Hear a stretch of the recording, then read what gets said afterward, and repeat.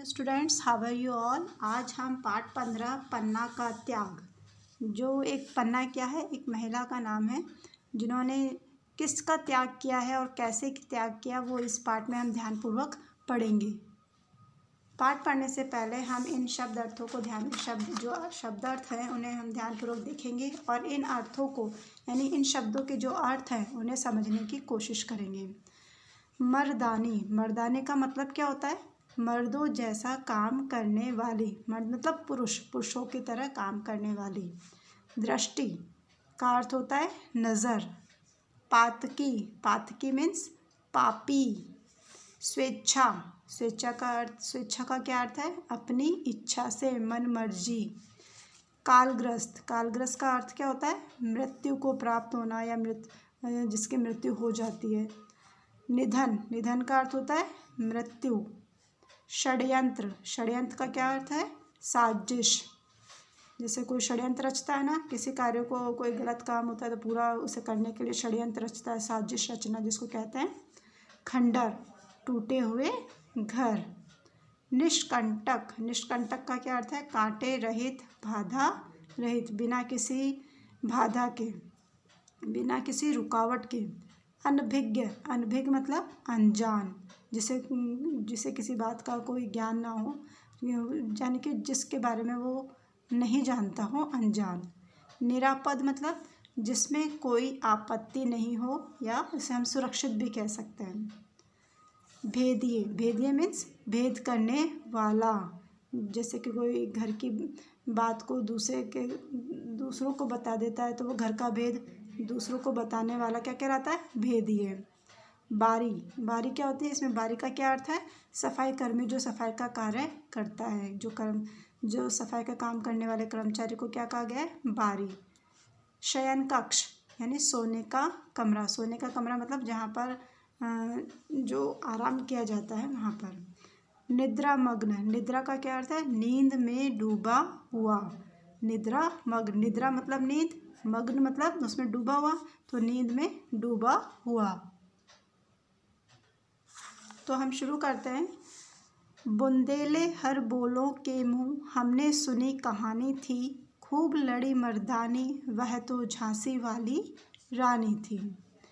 ये पंक्तियाँ गुनगुनाता हुआ खूबीलाल घर में आया और जैसे ही अपना बस्ता मेज पर रख कर लौटना चाहा तो देखा कि जीजी खिड़की के पास बैठी हुई बड़े ध्यान से कोई पुस्तक पढ़ रही है। ठीक है, जो खूबीलाल नाम का जो लड़का है, तो उसने जैसे ही अपना बस्ता मेज पर रखा तो उन्होंने देखा कि जीजी खिड़की के पास बैठी हुई कोई किताब पढ़ रही है। जीजी, जीजी, ओ जीजी, हाँ आ गई खूबी? हाँ आ गया, तुम तो पढ़ने में इतनी डूबी हुई थी कि मेरे आने का भी पता नहीं चला। सुनो जीजी, आज हमारी बाल सभा में बड़ा मज़ा आया। तो खूबीलाल ने अपनी बहन दीदी को क्या बताया कि आज जो बाल सभा हुई थी उसमें हमें बहुत मज़ा आया। अच्छा क्या हुआ? जीजी ने पूछा। अच्छा क्या हुआ बताओ। अंताक्षरी हो रही थी ना, रविंद्र का नंबर आया तो ब से आरंभ होने वाली कविता उसे आई ही नहीं। तब मैंने वह पंक्ति बोल दी, बुंदेले वाली, बुंदेले हर बोलो के मुँह। तो इसमें कौन सी बड़ी बात हो गई? सुन तो सही जीजी, मैंने एक पंक्ति बोली थी ना, कुछ लड़कों ने हल्ला कर दिया और कहा पूरी कविता बोलो, पूरी कविता बोलो। मैंने खूब ज़ोरदार स्वर में सुना दी, इतनी तालियां बजी जीजी कि कुछ पूछो मत। तो उसने इस तरह से सारी बात बाल सभा में जो हुआ वो अपनी दीदी को बताई। अच्छा तभी तुझे बड़ा मज़ा आया? जीजी ने हंसकर कहा। नारी की कहानी है। हाँ, खूबीलाल ने कहा। फिर पूछा तुम क्या पढ़ रही हो जीजी? नारी की कहानी है, नाम है उसका पन्नाधाय। पन्नाधाय? हाँ। तो जब खूबीलाल ने अपनी दीदी से पूछा कि दीदी तुम क्या पढ़ रही हो, तो उन्होंने बताया कि यह एक नारी की कहानी है, उसका नाम है पन्नाधाय। वह नाटक तो तुम्हारे पाठ्यक्रम में है ना? खूबीलाल ने जीजी के निकट आकर भोलेपन से पूछा। जीजी ने हंसकर कहा, मेरा मतलब मैं तेरा मतलब समझ गई। तू अब कहेगा मेरी अच्छी जीजी, मुझे उस नाटक की कहानी सुना दो। तब जब उसकी दीदी ने बताया कि मैं पन्नाधाय के बारे में पढ़ रही हूँ, तो उन्होंने क्या जिद करी कि मुझे भी उस पन्नाधाय के बारे में जानना है, मुझे उनकी कहानी सुना दो। खूबीलाल हंसने लग गया कि हाँ भाई, दीदी समझ गई है कि मैं उनके बारे में जानना चाहता हूँ।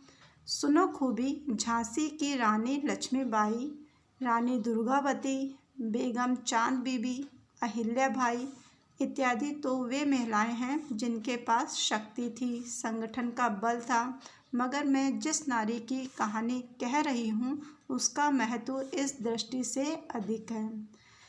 तो दीदी ने बताया कि तुमने झांसी की रानी लक्ष्मीबाई, रानी दुर्गावती, बेगम चांद बीबी, अहिल्या बाई, इन सब के बारे में तो पढ़ा है, और वो ऐसी महिलाएं थी कि उनके पास शक्ति भी थी, संगठन यानी कि उनके पास संगठन का बल भी था। और लेकिन जिस नारी की मैं कहानी तुम्हें सुना रही हूँ उसके पास ऐसी कोई शक्ति नहीं थी, ना संगठन का बल था, उसका महत्व इस दृष्टि से बहुत अधिक है कि वह रानी नहीं थी, बेगम नहीं थी, वह एक धाय माँ थी। धाय मतलब जिसको बोलते हैं ना कि जो लालन पालन का काम करती है, धाय माँ। जो कुछ उसने अपने राज्य के लिए, अपने स्वामी के लिए किया, वैसा संभवतः आज तक दुनिया में कोई नहीं कर पाया। उसने जो अपने राज्य के लिए और अपने जो स्वामी, जो राजा के लिए किया था, वैसा आज तक इस दुनिया में कोई नहीं कर सका है, न कर पाएगा। कल्पना करो भैया कि एक माँ के सामने उसके एकमात्र लाडले बेटे की अत्याचारी द्वारा तलवार से टुकड़े टुकड़े कर दिए जाए तो उस माँ के मन में क्या बीतेगी। तो उसने अपने भाई खूबीलाल से कहा कि तुम उसकी कल्पना कर सकते हो कि एक माँ के सामने उसके बेटे के तलवार से टुकड़े टुकड़े कर दिए गए, तो इस स्थिति में उसके माँ के मन में क्या बीतेगी। क्या ऐसा भी हो सकता है? हाँ। तो किसने पूछा ऐसा? खूबीलाल ने पूछा कि क्या ऐसा भी हो सकता है। हाँ, मगर पन्नाधाय की कहानी मजबूरी की कहानी नहीं थी, खूबी स्वेच्छा से किए गए त्याग और बलिदान की कहानी थी। तो ये जो पन्नाधाय ने जो त्याग किया था वो स्वेच्छा से किया गया त्याग था, और स्वेच्छा से किए हुए त्याग और बलिदान की यह कहानी है। पन्नाधाय ने अपने भाई को बताया। सुनो, चित्तौड़गढ़ में, तो वो दीदी क्या होती है, कहानी सुनाना शुरू करती है। तो हम शुरू करते हैं। चित्तौड़गढ़ में महाराणा संग्राम सिंह की मृत्यु के बाद बड़ी अव्यवस्था फैल गई। यानी कि जब चित्तौड़गढ़ के जो महाराजा थे, महाराणा संग्राम सिंह, जब उनकी मृत्यु हो गई तो वहाँ का जो शासन था वो अस्त व्यस्त हो गया। कोई व्यवस्था पूर्वक काम नहीं किया जा रहा था, मतलब पूरे राज्य में अव्यवस्था फैल गई थी। उनके बड़े पुत्र भोजराज पहले ही कालग्रस्त हो गए थे। जो उनका महाराणा संग्राम सिंह का जो बड़ा पुत्र था भोजराज, वो पहले ही मर चुके थे, वो उनकी पहले ही मृत्यु हो चुकी थी। दूसरे पुत्र विक्रम सिंह 14-15 वर्ष के थे, और जो दूसरा पुत्र था, क्या नाम था उनका, विक्रम सिंह, वो कितने साल के थे, उस समय कितनी आयु थी उनकी, वो 14 या 15 साल के थे। और सबसे छोटे उदय सिंह, तो सबसे छोटा जो पुत्र था उनका नाम क्या था, उदय सिंह, वो केवल 7-8 साल के थे। तब इस तरह दीदी ने उनको सुनाया कि जो चित्तौड़गढ़ में जो महाराणा संग्राम सिंह है, उनकी मरने के बाद में अव्यवस्था फैल गई थी। जो उनके जो सबसे बड़ा पुत्र था भोजराज, वो पहले ही मर चुके थे, और दूसरे नंबर पर जो पुत्र विक्रम सिंह था वो उस समय 14-15 साल के थे, और जो सबसे छोटा पुत्र था वो 7-8 साल का ही था। उदय सिंह की देखभाल पन्नाधाय करती थी। उसके भी एक पुत्र था चंदन, उदय सिंह जितना ही बड़ा। अब उस समय जब उदय सिंह 7-8 साल का ही था तो उसकी जो देखभाल का कार्य एक पन्ना नाम की धाय माँ, यानी कि जो पन्ना नाम की जो महिला थी वो करती थी। अब उस पन्ना के भी एक पुत्र था, वो उसका नाम क्या था, चंदन, ठीक है, और वो चंदन के जितना ही था, मतलब वो भी 7-8 साल का ही था। महाराणा संग्राम सिंह के निधन के बाद विक्रम सिंह का राजतिलक किया गया। जब महाराणा संग्राम सिंह की मृत्यु हो गई तो उसके बाद किसका रास्ता लग किया गया? उनके दूसरे पुत्र विक्रम सिंह का। ठीक है, मगर एक दासी पुत्र बनवीर उस समय भयंकर षड्यंत्र में लगा हुआ था। लेकिन उसी समय किसी दासी का जो पुत्र था उसका नाम क्या था? बनवीर। वो क्या रच रहा था? षड्यंत्र, यानी कोई साजिश रच रहा था कि मैं उसकी जगह मेरा राज तिलक हो जाए और पूरा राज्य मेरे कब्जे में आ जाए। उसने छोटे बड़े कर्मचारियों को अपनी ओर मिला लिया और चित्तौड़ की राजगद्दी पर घात लगाए बैठा था। अब क्या हुआ? जब वहाँ का जो महाराणा संग्राम सिंह मर चुका था तो उन्होंने अपने दूसरे बेटे विक्रम सिंह के राज तिलक कराया। उस समय जो बनवीर था वो षड्यंत्र रच रहा था और इस षड्यंत्र के द्वारा उसने वहाँ पर जो काम करने वाले कर्मचारी थे उनको अपनी ओर मिला लिया और वह चाहने लगा कि जो चित्तौड़ की राजगद्दी है वो मुझे मिल जाए। खूबीलाल, थोड़ी कल्पना करो कि जहाँ अधिकांश कर्मचारी पथभ्रष्ट हों, पथभ्रष्ट मतलब जो अपने रास्ते से अलग हो जाएं, जो जिनमें धोखा देने वाली भावना उत्पन्न हो जाए, अपने रास्ते से अपना कार्य भूलकर वो गलत कार्यों की तरफ बढ़े हो गए हों और अबोध राजकुमार राजनीति की चाल से अनभिज्ञ हो। अबोध मतलब जिसे किसी चीज़ का ज्ञान ना हो और राजनीतिक चाल के बारे में कोई समझ ना हो, वहाँ क्या परिणाम होगा, वहाँ ऐसी स्थिति में क्या होगा? खूबीलाल स्तब्ध होकर सुन रहा था। जो खूबीलाल था वो ध्यान होकर बिल्कुल सुन रहा था ये सारी बातें। बोला, सचमुच उनकी स्थिति कठिन हो गई होगी जीजी। कठिन ही नहीं, खूबी भयंकर रूप से दुर्भाग्यपूर्ण हो गई। तो ऐसी स्थिति में ऐसी स्थिति में क्या कौन सा दुर्भाग्य रूप धारण कर लिया था उस समय जो स्थिति उत्पन्न हुई थी उसने। उस महादुष्ट ने एक चाल चली थी। महादुष्ट कौन था?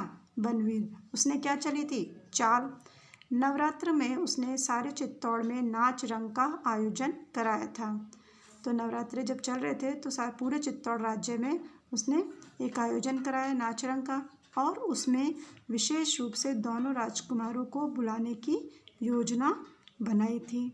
तो इसमें उसने क्या किया था? दोनों राजकुमारों को कि इस नाच गाने में दोनों राजकुमार भी आए, ऐसे उसने योजना बनाई।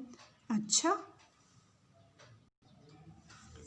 हाँ, उसकी योजना थी कि नाच रंग में लगी जनता को धोखे में रखकर वह दोनों की हत्या कर देगा।